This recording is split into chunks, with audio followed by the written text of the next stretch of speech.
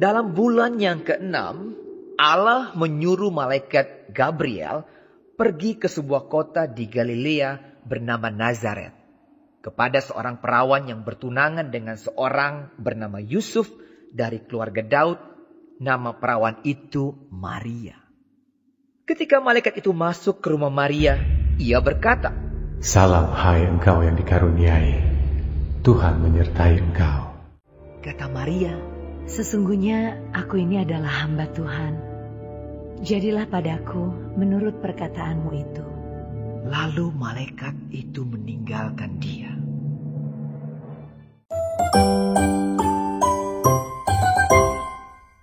Shalom semuanya, ketemu lagi bersama saya.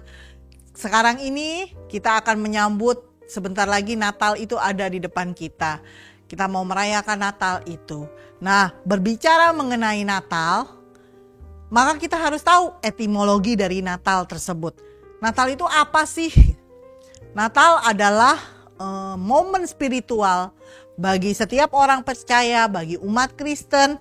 Untuk apa? Untuk merayakan kelahiran Tuhan Yesus. Nah, kelahiran Tuhan Yesus ke dunia ini itu melukiskan kasih-Nya Tuhan.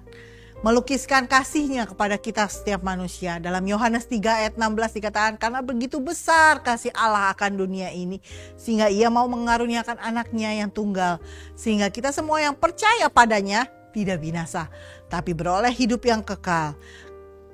Tuhan Yesus itu lahir ke dunia ini untuk kita semua. Bukan hanya untuk orang Kristen, tapi semua orang di atas muka bumi ini. Yesus mau lahir, mau menebus kita semua. Jadi artinya Natal itu, kelahiran Tuhan Yesus itu untuk semua orang. Bukan cuma orang Kristen. Nah, Tuhan Yesus itu mau mati bagi kita semua. Tuhan Yesus itu mau menebus kita semua. Tuhan Yesus itu mau mengampuni salah dan dosa kita semua. Artinya kita semua mau ditebus oleh Tuhan. Kasih-Nya itu bagi kita itu diberikan kepada kita semua. Masalahnya kita semua itu harus meresponi kasih-Nya Tuhan itu. Yang biasanya meresponi kasih Tuhan itu orang-orang yang percaya pada Tuhan. Kita harus meresponinya dengan apa? Kita memilih untuk percaya pada Yesus Kristus. Kita memilih untuk menjadikan Tuhan itu, menjadikan Yesus itu sebagai juru selamat pribadi kita yang hidup secara masing-masing. Masalahnya banyak orang gak mau memilih Tuhan Yesus untuk percaya padanya. Masalahnya juga gak semua orang itu mau menjadikan Yesus itu sebagai juru selamat pribadi mereka masing-masing. Gak semua orang itu mau meresponi kasih Tuhan bagi kita. Peristiwa Natal ini, kelahiran Tuhan Yesus itu, Tuhan yang mau menjadi manusia bagi kita semua, melibatkan peran seorang wanita. Yaitu siapa? Yang kita tahu ibu dari Tuhan Yesus sendiri, yaitu yang bernama Maria. Oleh karena itu, tema renungan saya hari ini adalah Natal dan wanita. Nats ini diambil dari Injil Lukas, pasal yang pertama ayat 26 sampai yang ke-38. Dari ayat-ayat ini, ada 13 ayat ini, kita bisa melihat apa yang dimaksud dengan Natal dan wanita. Natal dan wanita dari ayat-ayat ini bisa kita pelajari di sini. Yang pertama, kita melihat dari ayat yang ke-27. Ayat yang 27, di situ dikatakan kepada seorang perawan yang bertunangan dengan seorang bernama Yusuf dari keluarga Daud. Nama perawan itu Maria. Dari ayat ini dikatakan seorang perawan yang bertunangan dengan Yusuf dari keluarga Daud. Artinya seorang wanita. Seorang wanita di ayat ini dikatakan tunangannya Yusuf itu dari keluarga Daud. Hanya sepenggal seperti ini informasi yang kita dapatkan. Sebenarnya Maria itu siapa? Maria itu hanya wanita biasa. Bukan orang yang spesial, bukan orang yang ternama. Maria itu hanya seorang wanita biasa yang Tuhan mau pakai, diambil menjadi alatnya Tuhan. Jadi pada saat Tuhan mengambil seseorang menjadi alatnya, gak ada kriteria khusus. Gak ada kriteria khusus dari Tuhan jika ia mau memilih seseorang itu. Tuhan mau memilih seseorang ini dan kebetulan orang itu seorang wanita. Bisa siapapun juga dia, apapun latar belakangnya, apapun yang dia alami, Tuhan bisa pakai menjadi alatnya Tuhan. Tapi orang yang dipilih Tuhan itu harus ada mau. Dari ayat-ayat ini, dari ayat Lukas 1 ayat 26 sampai 34 ini, kita tidak mendapati ada penolakan dari Maria yang Tuhan mau pakai, mau ambil menjadi alatnya itu. Maria hanya terkejut, dia hanya bingung gitu. Dia bertanya-tanya dalam hatinya. Dia bingung, dia hanya mengutarakan kebingungannya itu dengan bertanya pada malaikat Tuhan itu.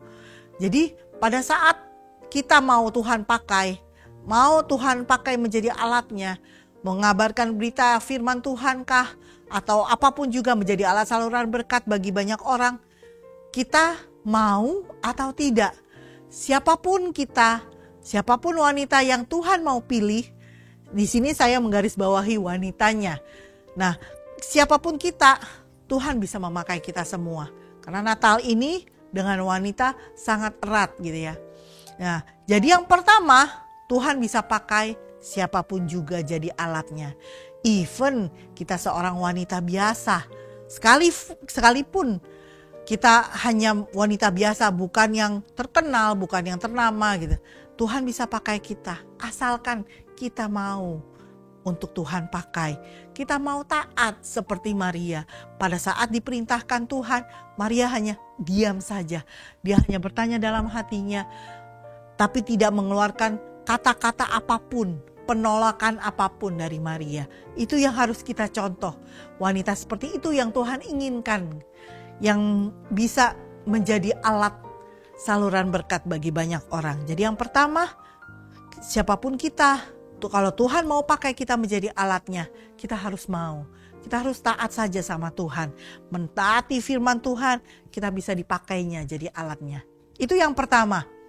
Yang kedua, kalau kita mau menjadi wanita yang dipakai menjadi alatnya, di ayat yang ke-28 di situ dikatakan ketika malaikat itu masuk ke rumah Maria, ia berkata, "Salam hai engkau yang dikaruniai, Tuhan menyertai engkau."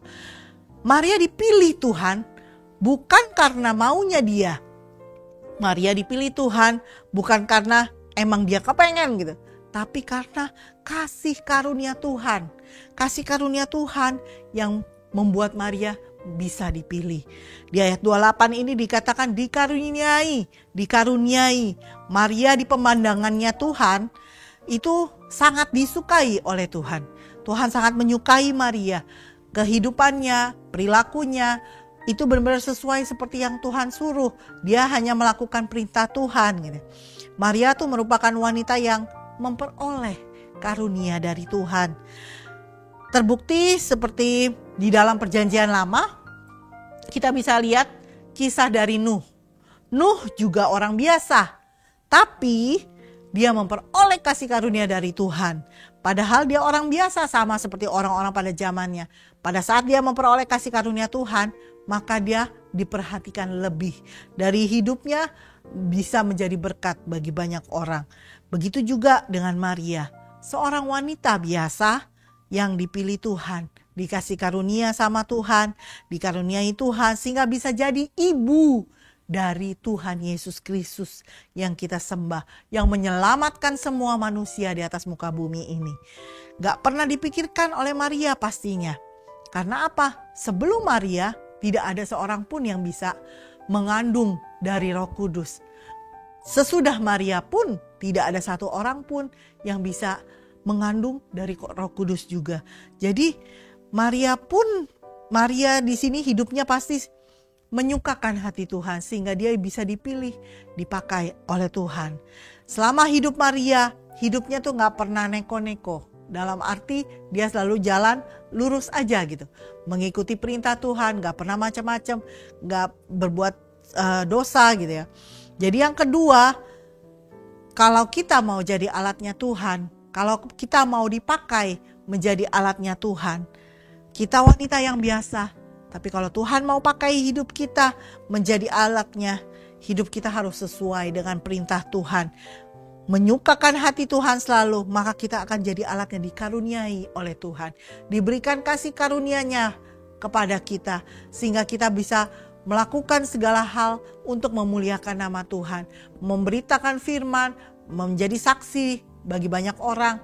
Itu yang Tuhan mau untuk kita lakukan. Dalam Natal tahun ini, jadi hidup kita harus kita persiapkan. Wanita yang hidupnya selalu menyukakan hati Tuhan. Wanita yang hidupnya benar-benar dikaruniai oleh Tuhan. Bisa menjadi berkat bagi banyak orang. Itu yang kedua. Kemudian kita lihat di ayat yang ke-38. Ayat yang ke-38 di situ dikatakan, kata Maria, sesungguhnya aku ini adalah hamba Tuhan. Jadilah padaku menurut perkataanmu itu. Lalu malaikat itu meninggalkan dia. Dari ayat ini kita bisa melihat kalau Maria ini seorang wanita yang kelihatannya menerima apa yang diperintahkan padanya. Apa yang Tuhan perintahkan padanya, dia menerima saja. Kesannya seperti pasrah aja gitu ya. Maria tahu dia adalah hamba Tuhan. Pada saat Tuhan berfirman pada dia, maka dia terima semuanya itu apa adanya. Hanya berserah total sama Tuhan. Maria hanya berserah pada pemilik hidupnya. Jadi pada saat dia dikatakan harus begini, dia hanya menuruti perintah Tuhan itu. Dia hanya menuruti apa yang Tuhan mau, bukan apa yang dia mau. Jadi kalau kita semua sebagai wanita mau Tuhan pakai jadi alatnya, seperti Maria ini, kita harus berserah total sama Tuhan. Kita harus benar-benar berserah total sama pemilik hidup kita ini. Kita harus mau taat seperti Maria taat pada Tuhan. Kita harus melakukan apa perintah Tuhan, melakukan apa yang Tuhan suruh, bukan yang kita mau. Berserah total. Jadi kalau kita mau menyerahkan hidup kita ke dalam tangan Tuhan, berserah total hanya pada Tuhan, Tuhan pasti akan memakai kita menjadi alatnya, menjadi saluran berkat-Nya. Bahkan kita bisa dipakai menjadi saksinya Tuhan lewat hidup kita. Walaupun kita manusia biasa, tapi Tuhan bisa memakai kita semua. Jadi ayo, Natal tahun ini jadikan hidup kita ini menyukakan hati Tuhan. Pada saat kita bisa menyukakan hati Tuhan, Tuhan akan pakai hidup kita menjadi alatnya, menjadi saluran berkat-Nya. Menyongsong Natal tahun ini, kita persiapkan diri kita. Kita harus jadi wanita yang berserah total sama Tuhan. Kita harus jadi wanita yang menyukakan hati Tuhan, dikaruniai oleh Tuhan. Dan kita harus bisa menjadi wanita yang biasa, tapi Tuhan mau memakai kehidupan kita jadi berkat bagi banyak orang. Ini renungan yang bisa saya bagikan pada kesempatan kali ini. Kita akan menyambut Natal tahun ini dengan sukacita, dengan kebenaran, dan dengan menjadi wanita yang menyukakan hati Tuhan. Selamat menyambut Natal 2022. Tuhan Yesus memberkati kita semua.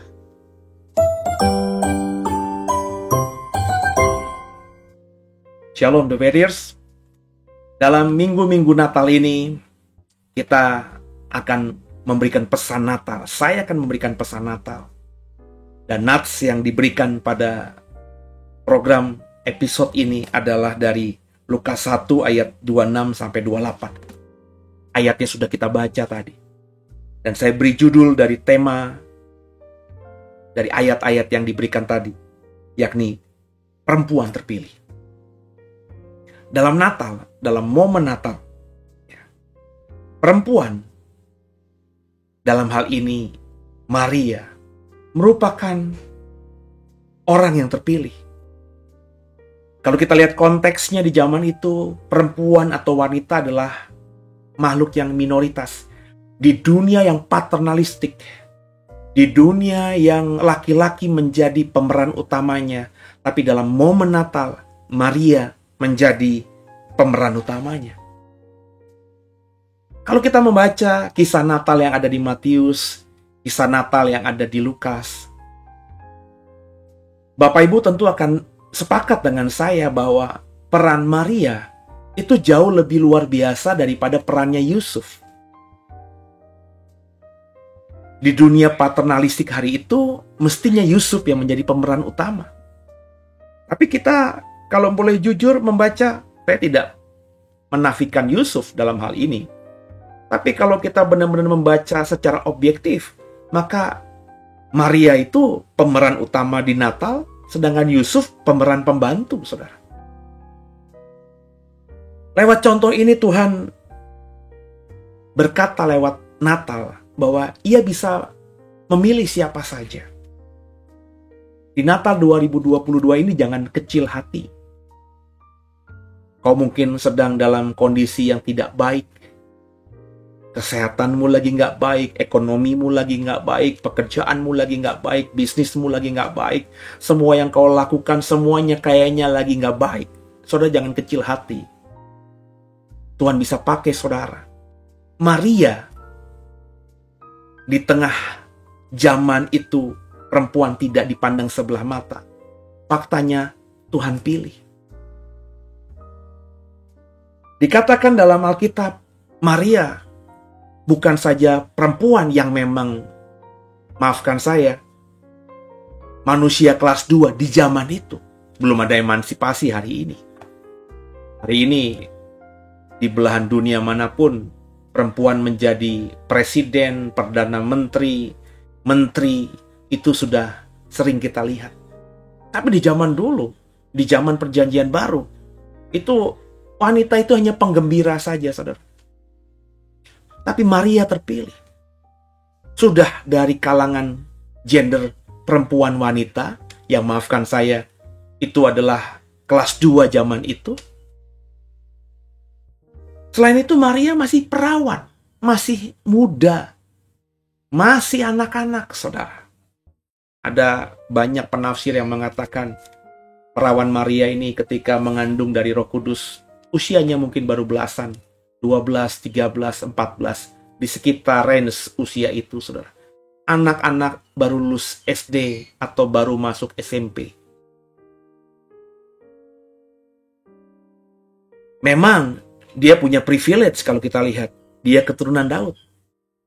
Tapi kalau kita mau mendalami sungguh, apakah hari itu perempuan yang perawan dan keturunan Daud hanya Maria? Saya berani yakin, saudara, bahwa perempuan yang masih perawan dan juga merupakan keturunan Daud, hari itu ada cukup banyak, saudara. Kalau kita tidak mau ngomong ribuan, ratusan, atau puluhan, itu sesuatu yang masuk akal, saudara. Bukan cuma Maria. Jadi pemilihan atas Maria, ya, meski bisa saja random gitu, karena perempuan perawan dan keturunan Daud itu, saya berani berkata, mungkin puluhan atau ratusan orang. Jadi Maria itu 1:100 mungkin. Jadi bisa siapa saja, random. Kalau Maria gagal, masih banyak kandidat-kandidat lain, itu maksud saya, yang perawan dan keturunan Daud. Tapi kalau kita membaca kisah Maria di Natal yang bisa kita temukan di Injil Lukas, Lukas pasal 1, yang natsnya tadi paling tidak sudah kita baca. Kalau kita membaca secara utuh, kita bisa mengerti bahwa kenapa Tuhan pilih Maria. Karena Maria punya sesuatu yang lebih unggul dari, maafkan saya, perempuan lainnya, khususnya perempuan yang masih perawan, khususnya lagi perempuan perawan yang keturunan Daud lainnya. Meski teman-temannya yang perawan keturunan Daud itu ada, mungkin saudaranya, mungkin tetangganya, tapi Maria memiliki kelebihan dibandingkan mereka semua. Makanya dia menjadi wanita terpilih. Ada sikap Maria, ada karakteristik Maria yang begitu menonjol, saudara, yang bisa kita temukan dalam Injil Lukas. Kalau kita membaca yang pertama, Lukas pasal 1 ayat 30. Saya baca buat saudara ya. Lukas pasal pertama ayat 30, demikian firman Tuhan. Kata malaikat itu kepadanya, "Jangan takut hai Maria, sebab engkau beroleh kasih karunia di hadapan Allah."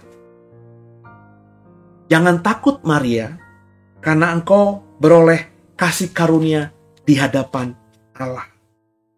Maria memperoleh kasih karunia di hadapan Allah. Kalau kita membaca dengan sudut yang agak berbeda, berarti ada banyak perempuan lain yang perawan keturunan Daud, yang mungkin ratusan anak gadis yang keturunan Daud lainnya, yang tidak mendapatkan kasih karunia dari Tuhan. Artinya Maria lebih diperhatikan Tuhan dibandingkan perawan lainnya yang keturunan Daud. Kenapa saya berkali-kali mengatakan perawan keturunan Daud? Karena itu harus terjadi. Karena itulah yang dinubuatkan oleh perjanjian lama.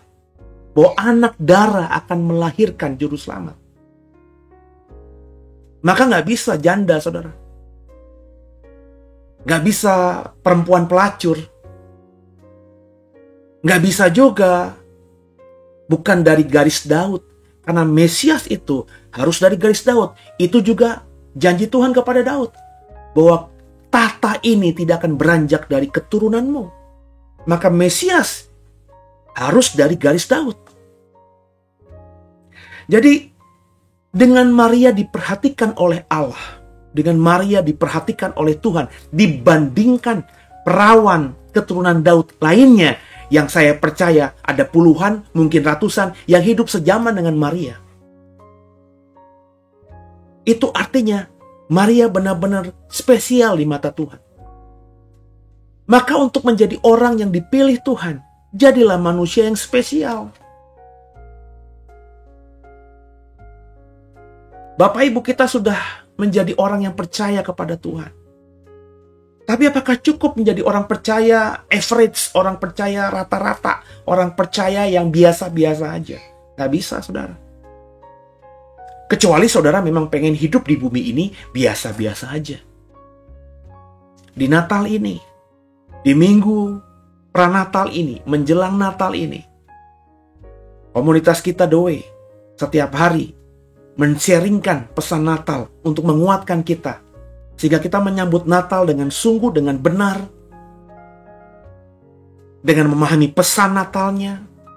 Dan kemudian menjadi manusia-manusia yang hidup menggenapi janji-janji Natal di dalam hidup kita.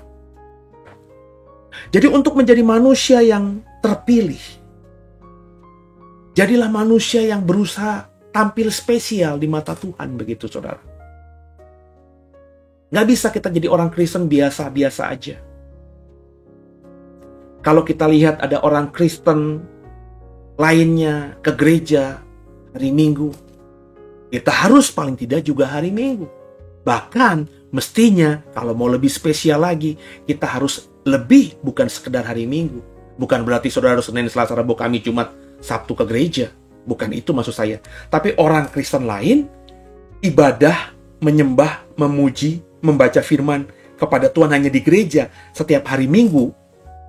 Kita, di keseharian kita lebih memuji, menyembah Tuhan di kamar kita, di rumah kita, membaca Alkitab di mana saja kita punya waktu yang terbaik untuk merenungkan firman Tuhan. Jadilah orang yang tidak rata-rata. Jadilah orang yang spesial, saudara. Itu kan bagian kita. Makanya Tuhan berkata, kalau ada orang yang ingin berjalan bersamamu beberapa langkah, jalanlah 1000 langkah. Itu bahasa saya, saudara. Kalau ada orang yang kedinginan, ya, berikan dia jubah. Bukan cuma mengasihani, tapi berikan sesuatu kepada orang itu. Jadilah manusia yang spesial. Maria, saya percaya kenapa terpilih, karena dia memang spesial. Makanya dia diperhatikan Tuhan. Makanya ketika waktunya Tuhan, juru selamat harus lahir, Tuhan pilih Maria. Maria yang ada di pikiran Tuhan ketika dia mau menjalankan rencananya. Maria satu-satunya yang ada di benaknya Tuhan untuk menggenapi rencananya. Jadilah manusia-manusia yang hidup di akhir zaman ini, yang senantiasa ada di pikirannya Tuhan, menjadi pilihannya Tuhan. Caranya ada bagian kita seperti Maria, berusahalah lebih spesial dibandingkan orang percaya lainnya. Dalam Lukas 1 ayat 38 yang berikutnya, saudara, yang kita bisa contoh dari Maria, salah satu contoh kenapa dia bisa menjadi orang yang spesial di mata Tuhan. Ayat 38 demikian firman Tuhan. Kata Maria, sesungguhnya aku ini adalah hamba Tuhan. Jadilah padaku menurut perkataanmu ini. Lalu malaikat itu meninggalkan dia. Maria kenapa spesial? Kalau kita baca ayat 38, karena dia mau tunduk kepada Tuhan. Padahal ketika Tuhan berikan sesuatu kepada Maria, dan Maria tunduk atas keinginan Tuhan itu, yang terjadi atasnya sesuatu yang tidak enak. Sesuatu yang menyusahkan untuk Maria. Kenapa? Dia mengandung. Padahal dia masih perawan. Dia sudah punya tunangan tapi belum berhubungan suami istri. Dengan dia mengandung tanpa berhubungan suami istri dengan tunangannya Yusuf, Yusuf bisa salah paham kepada dia. Maria bisa dituduh tidak setia kepada Yusuf. Kalau Yusuf jahat, Yusuf bisa keluar-keluar di mana-mana.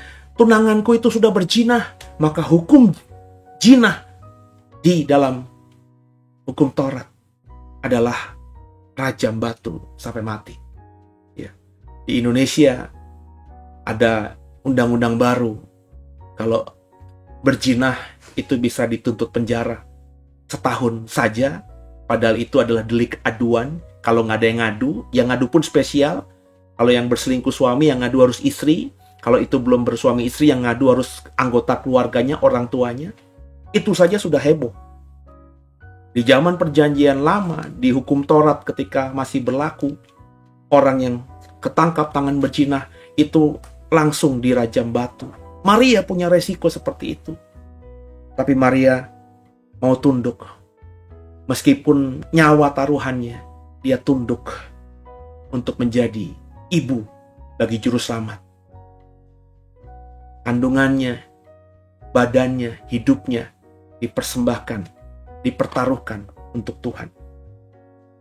Jadi jika kita belajar dari kisah Natal ini, jika mau jadi manusia terpilih seperti Maria terpilih, maka Bapak, Ibu, dan saya harus hidup yang menyenangkan hati Tuhan. Menjadi manusia yang spesial. Berusaha menarik perhatiannya Tuhan. Sehingga mata Tuhan senantiasa ada pada kita. Sehingga kalau dia punya rencana atas dunia ini, di pikirannya teringat akan kita. Yang berikutnya, jadilah manusia yang tunduk kepada Tuhan. Perintah Tuhan sesulit apapun, kerjakan. Lakukan, Roh Kudus akan mampukan. Meskipun berat, taruhannya nyawa sekalipun, kalau kau tunduk sama Tuhan, ketertundukanmu kepada Tuhan tidak akan sia-sia. Lakukan ini di Natal 2022. Kalau kau lakukan dua hal ini, maka kau akan jadi perempuan pilihan seperti Maria. Kau akan jadi umat pilihan seperti wanita pilihan Natal, yakni Maria. Maria diberkati, kau pun diberkati juga. Tuhan Yesus memberkati.